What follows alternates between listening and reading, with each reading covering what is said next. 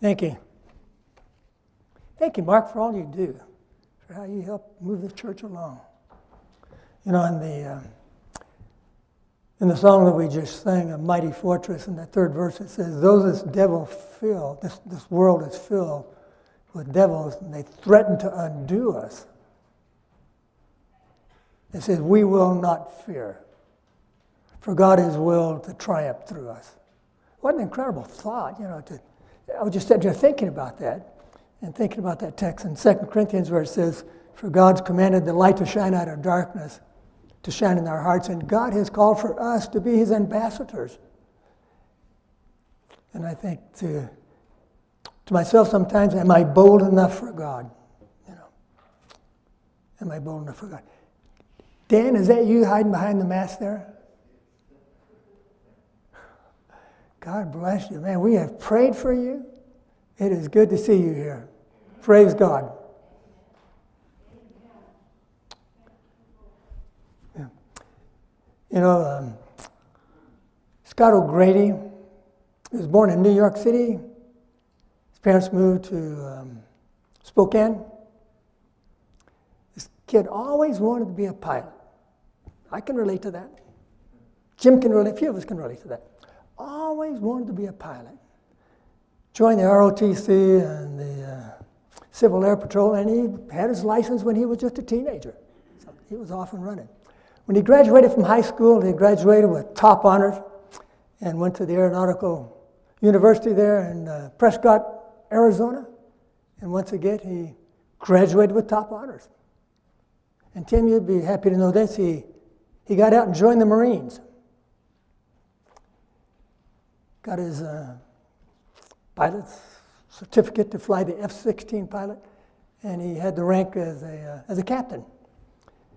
In 1992, when the Bosnian conflict had escalated to a point where the Serbs were bombing civilian targets, and NATO and the United States decided that they weren't going to allow this, so they set up this no-fly zone. No more bombing civilians. They were going to protect the civilians.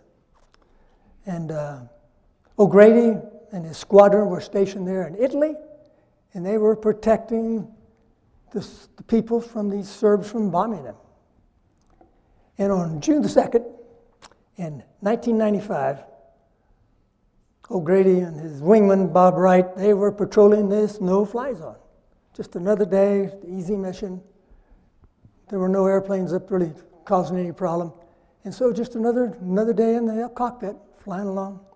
But what they didn't know was that the Serbs had moved their mobile surface-to-air tracking missiles to a different location where these jets would be coming in over this no-fly zone.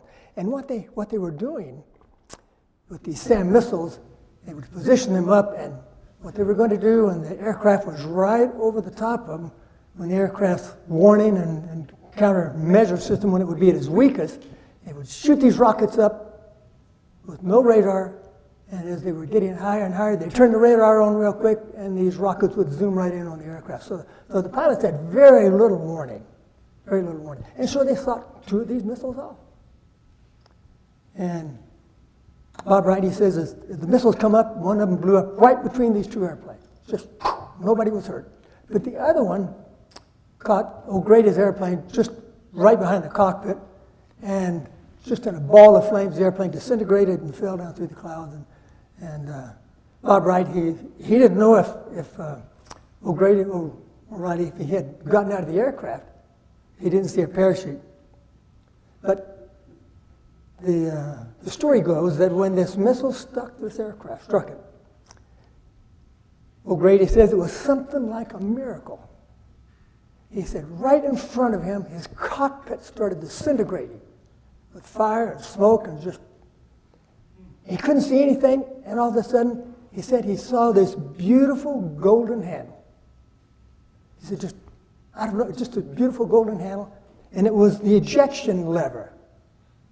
He reaches down, he pulls this, and catapulted him out of the jet, and he said that God protected him, that God was watching over him.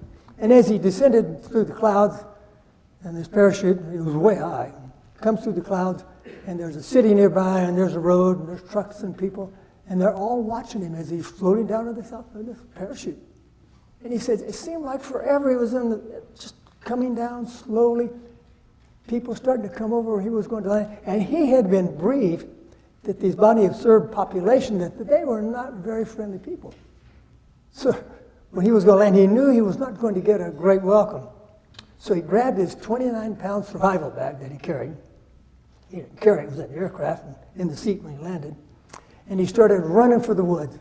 And as he ran into the woods, he started smearing dirt on his face, hiding in the bushes, and just trying to get away from these people. And that started a 6-day dog and hound chase for this pilot, O'Grady. Sleeping in the daytime, running at night, tired. Everything just seemed to be going against him. Sometimes he said there would be these soldiers, and they would be within 10 feet of him. He said he could almost reach out and touch them. They'd be shooting, they'd be throwing grenades, they'd be saying, here he is, trying to spook him out. And it just was driving this poor guy insane. But what he had a little transceiver, it was a little handheld radio, and at night when these aircraft were on the no-fly zone and actually looking for him, he would click, click, click, sort of like a little Morse code, click, click, click. And they would respond, but he did not want to transmit because he figured when he transmitted that they would be able to zero in where he was. So he was only clicking the mic, just click, click, click. And on the 6th night, he said he had it. He was done with that. He was tired of eating bugs and grass and vermin, tired of wringing his socks out to get a little moisture for his throat. He said he was just tired. He was tired of it, and he was going to connect with them via this little radio. He was going to transmit. So he hears this aircraft way up high.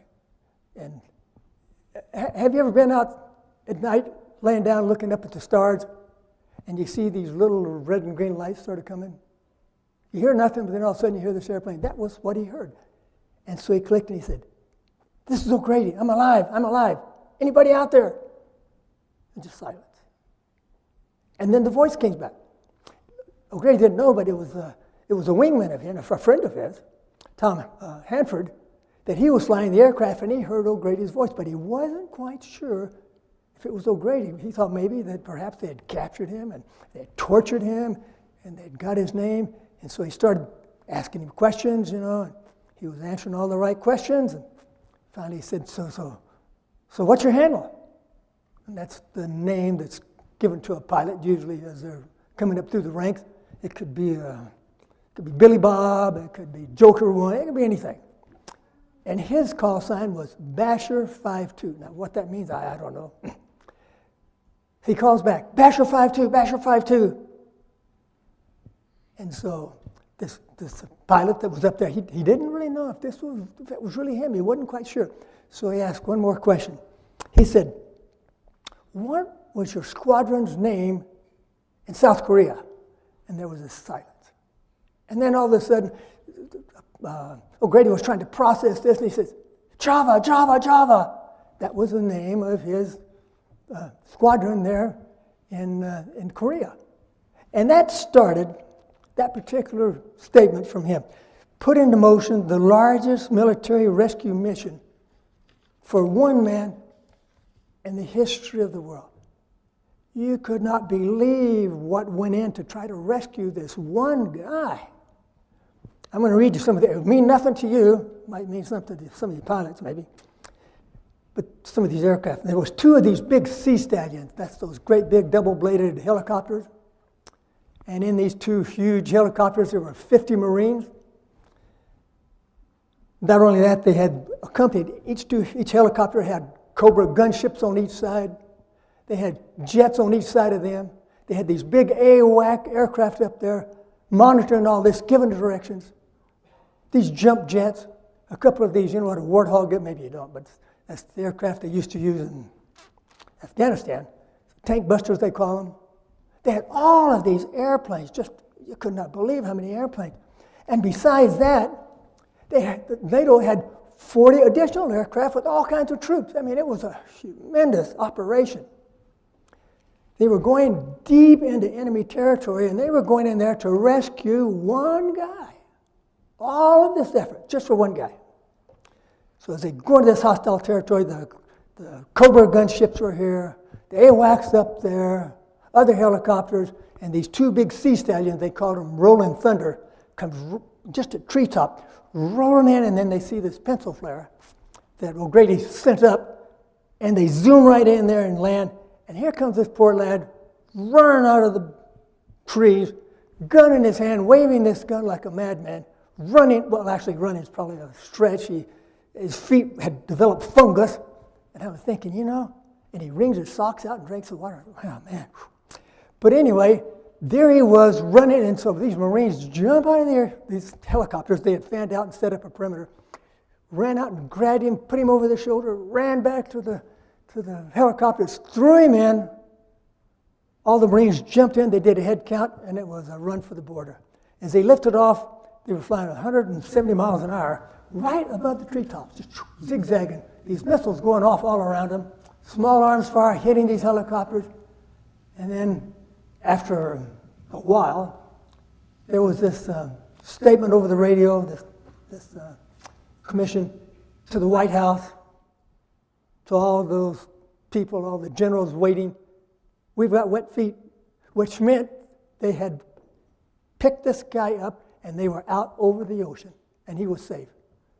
What an incredible experience. I mean, just for one guy. It was millions and millions of dollars and hundreds of troops and ships for one guy.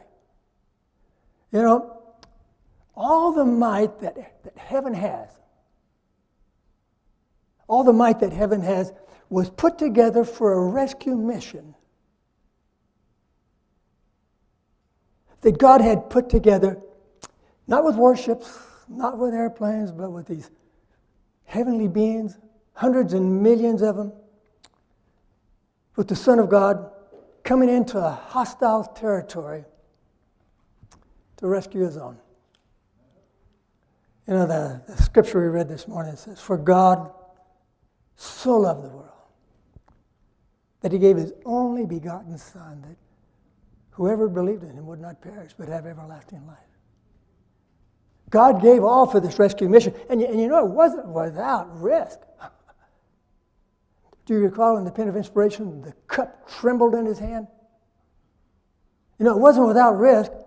God's character was online.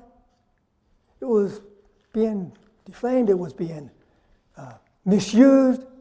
All the worlds out there, innumerable worlds, thinking, you know, what's this all about? What's going on? I'm sure that they were trying to figure all this out. Satan says it's God's trying to be arbitrary. You know, I'm just a good guy. They couldn't figure out what was going on. God's character was straight.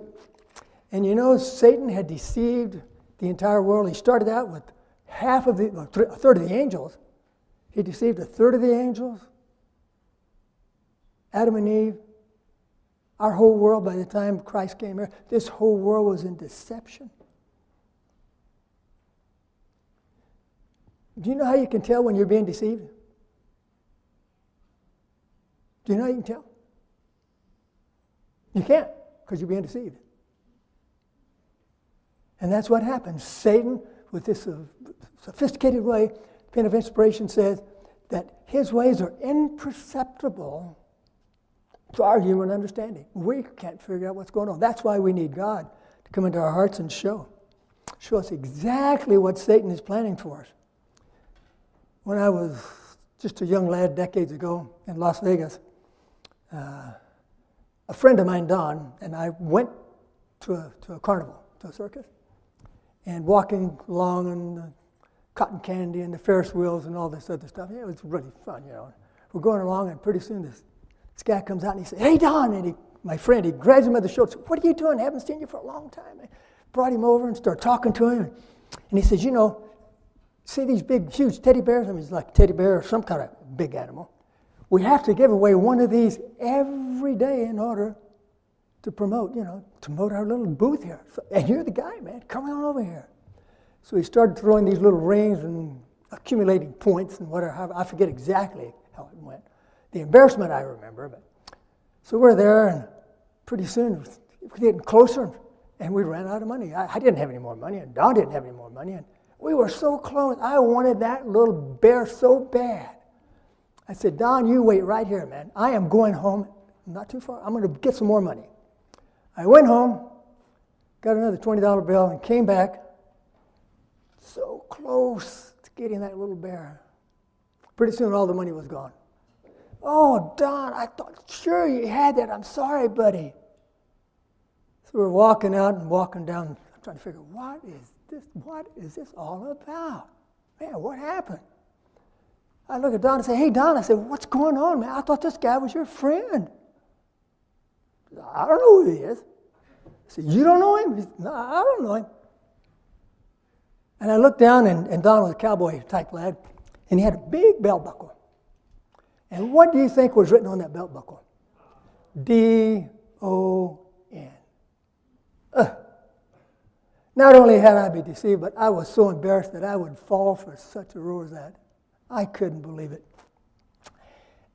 You know, in the carnival, not that everybody that works in a carnival is a bad person, but years ago when my father worked in the carnivals, a lot of those people came from the wrong side of the tracks. And I'll share a little bit of something with you. The guys in the carnival, they had what's called carny talk. You ever heard of that? It's a type of language they use so that the lambs coming to the slaughter can't figure out what's going on. It goes something like this. We're sort of going to do this. I guess on the I'm going to piece a couple little pieces. I'll kiss them over and we'll lift around. You can't understand a word because it says like, what are you going to do today? What are you going to do to this? And if you slow it down, then you can sort of understand it, but speak it real fast. Nobody can understand it. And that's how they deceive and bring these little people to the slaughter. Well, that was a side note. But anyway, this morning we're going to talk about a guy who sort of lived on the wrong side of the tracks. In the Gospel of Luke, the 19th chapter, Luke records Christ's journey from Mount Tabor when he was headed for Jerusalem, and as he was going to Jerusalem, he passed through Jericho. Now, this is where he has this encounter with this guy who sort of lives on the wrong side of the tracks. And Jericho, it wasn't that far from Jerusalem, and a lot of people would come through there, headed towards Jerusalem. And this Jericho was a busy little city. It had a lot of commerce. And this is where we come into contact with this character that was living in Jericho, that was living on the wrong side of the tracks. In this little town with all the commerce, with all the money to be made, you Bible students know that Zacchaeus, at this particular point, he knew how to pick all these ripe plums. He knew what it was all about. And he had made a lot of friends among the Roman soldiers and the officials there. But he needed a lot of friends and the Roman soldiers to protect him because his countrymen, they didn't give a whit about him. They didn't care if he were to fall down on his way home some night and break his neck. They didn't care. And so he had all these soldiers protecting him. And he didn't care about his countrymen. He didn't care at all what they thought. Not the least. He had all the things that money could buy. He would party hardy with his friends, with the publicans, with the sinners. And even though he had everything that money could buy, inside there was something that was just missing. It was just lacking. He couldn't quite figure out what it was. He knew that something was missing.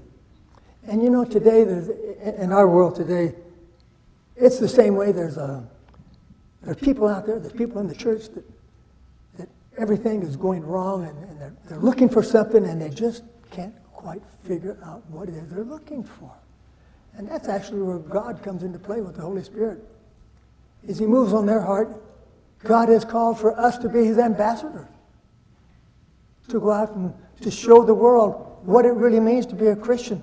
In the book of Jeremiah, the 31st chapter, he says, "For the Lord of old has appeared unto me, saying with a loving kindness, I have loved you with an everlasting love."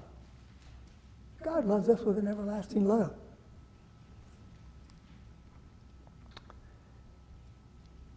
And you know, as Zacchaeus, as he was there mingling with all these people, trying to figure out what was going on, it wasn't a long ways away that John the Baptist was preaching repentance and baptizing. And Zacchaeus had heard that. He had heard the message that John was preaching, and it just struck him right to the heart. He realized that he was a thief. And the Pen of Inspiration says that he started making restitution for what he had done, even before the sycamore tree experience. He had started making restitution. But as the narrative goes, it was just at that particular time that Christ, this young ruler, was coming into town, and Zacchaeus wanted to see him, so he goes down, and there's this huge crowd. He's jumping up and down trying to see, and he's way too short for that, so as the crowd is moving, he sees they're headed for a tree, so he runs ahead and climbs this tree, and I say it's sycamore tree, and he's looking down through the branches, and as he's looking down, he sees this crowd coming. He says, "This is great." So he sees the Son of God, and he says, "Oh, so this is the guy that eats with publicans and sinners, that does all of these miracles." And he's just looking down, and the crowd's moving along. It's right under where he's looking down, and then stops mid-stride. And this young Galilean looks around, and then he looks up like this, and he looks right into the eyes of Zacchaeus. And Zacchaeus knew at that moment that Son of God, he didn't know it at the time, but read his very soul, and his heart melted as he was sitting there just locked. And God said, "Zacchaeus, come down. I'm going to your house to eat today." And me? Come on down. There he was, just a little short guy, and there's all these officials and important people with their nice-looking robes. Me? Yeah, come on down. He climbs a tree. I can only imagine what it was like. Climbs a tree, walks up, and God puts his arm around him. He said, "Zacchaeus, let's go home and eat, man. I want to talk to you." And there he was with all these people. What an incredible experience. It just broke his heart. He found what he had been looking for. He found the Son of God. And all of us at one time or another have found the Son of God, and the experience that comes with that, just the soul rejoicing. So they went to his house, and Christ supped with them. And you know, when the world comes crashing down on us today, like it has all through history, and we see these pandemics, we see our savings depleting, our children perhaps going out into the world, everything just falling apart. God knows who we are. Amidst all of this chaos, all the strife, all we have to do is look around. It's obvious that the world is coming to an end. It's just obvious. But God knows who we are, and amidst all of this. David put it, he said, "You know me, you search me, you know exactly when I stand up, when I sit down. You know when I go to sleep. You know when I'm going to speak, what I'm going to say. You've blocked me in front and back. You've laid your hand on me." God knows exactly who we are, and God wants to come into our hearts just exactly like he came into Zacchaeus' heart. There is a joy in trusting in Jesus and giving our whole lives to him that the secular world, they have a zero clue as to why we are so happy amidst all the troubles. They can't figure it out. We know, because the Word of God tells us we'll have peace that passes all understanding. Zacchaeus had made this public confession there, and he said, "Half of everything I own, I'm going to give and feed the poor." And nobody asked him to. He just made this confession. Half I own, I'm going to give and feed the poor. And anybody that I've defrauded, I'm going to give them. And I'd be thinking, well, can I leave them a little bit more? He said, I'm fourfold. I thought, boy, this guy, he has really given his heart to God. And when it was all over and said and done, I'm sure Zacchaeus was pretty close to being broke. Half of it to feed the poor, fourfold to everybody else. In Mark, the 8th chapter, verse 36, it says, "What does it profit a man to gain the whole world and lose his own soul? Or what else will a man give in charge for his soul?" There's a lot of things that people sell eternal life down way too cheap. In our own lives, there's things in our life that seem so important to us, more important than God, that we put God in second place. So as Christ was talking to Zacchaeus, he said, Zacchaeus, salvation has come into your house today. And he tells him, he said, you are a true son of Abraham. So what does it mean to be a true son of Abraham? When Christ saw Nathanael coming there in the first book of John, he sees Nathanael coming, he says, behold, an Israelite indeed, in whom there is no guile, no lie.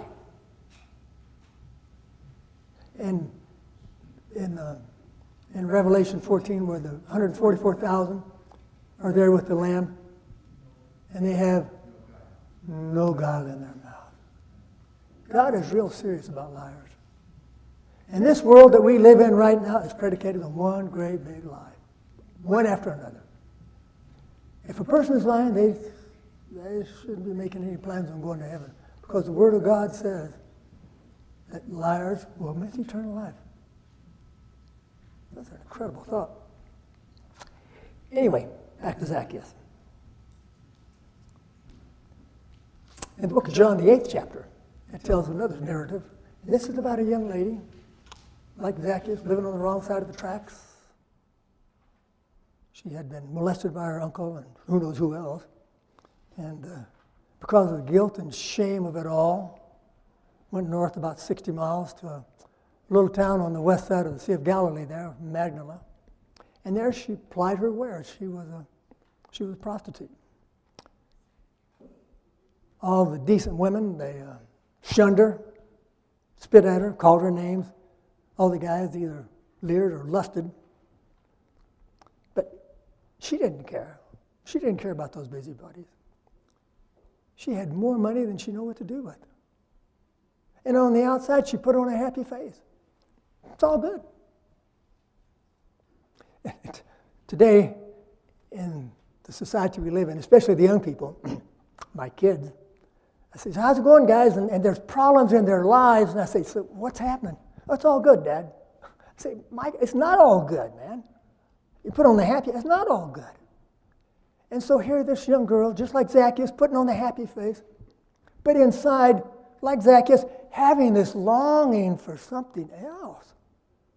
Having this longing to be clean. For someone to love her and not just use her. I mean, she had this longing in her heart. And her chance encounter, I guess it was a divine appointment, wasn't a chance encounter, but with the Son of God, when it came in a way she never thought would ever happen. I mean, in her wildest imagination, looking back on her life, she would never thought that she would meet God the way she did.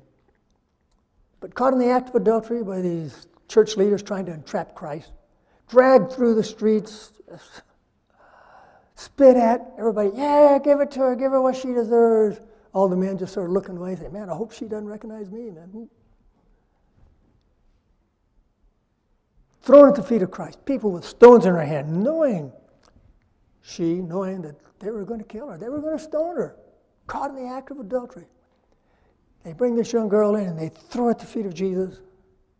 And everything is quiet except for her probably just weeping and just a heap of humanity there.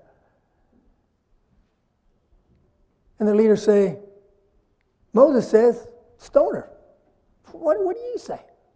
Of course, you know the story. And I mean, there was a dilemma. There was no good answer. There was no way out of this.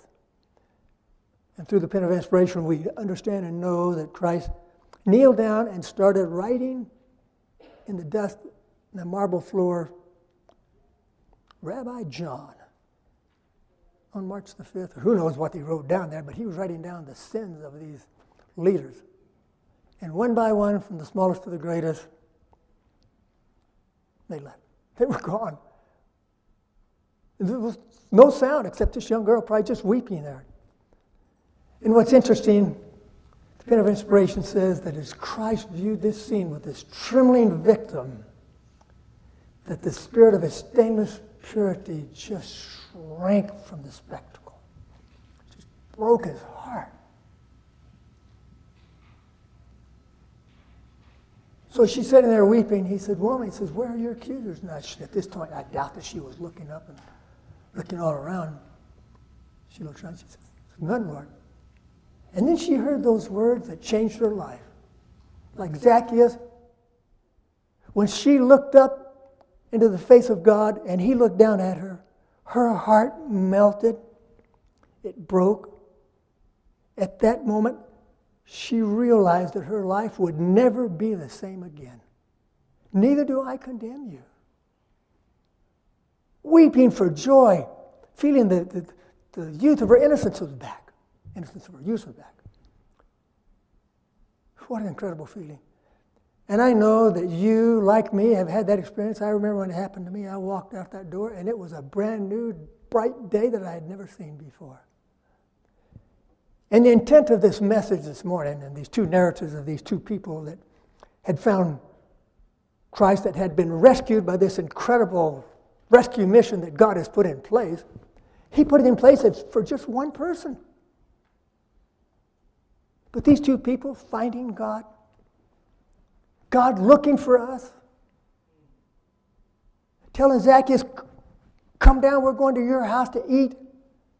The book of Revelation, calling the church that we are, the Laodicean church, with all of our problems, and yet He's knocking on our door and saying, I want to come and eat with you today. God is knocking on each one of our hearts today. He wants to come into our heart. He wants to give us a brand new life. A Christian is not determined by sitting in these pews with our name on the book and our mom and daddy, leaders in the church from who knows how many years back. It's from an intimate relationship with Jesus Christ. It is how we look at Christ. Who is this man? And what has He done to my life? What do I need to do to have that intimate relationship? That I feel that thrill of my soul that my life will never be the same again. And that I have to go out and tell somebody. When we have that type of experience with Jesus Christ, we have found eternal life by God's grace. We are saved. And so this message today is I'd like to share with you these stories, and that perhaps when you go home today, just think, how is my life with God? Where am I? Do I enjoy Him, or do I have put other things in front of Him? When I go to bed at night, do I just think of thoughts of the world, or He's the last thought in my mind? When I wake up, am I thinking about Him or the problems of the day? God will search our hearts, and He will tell us what we need to have that type of experience. So, may God bless you. It was a pleasure to share this with you this morning. You know, thinking of that closing song, I'll reiterate it, on power in the blood. There is power in the blood. There are devils in this world trying to ruin us, trying to overthrow us, but there is power in the blood.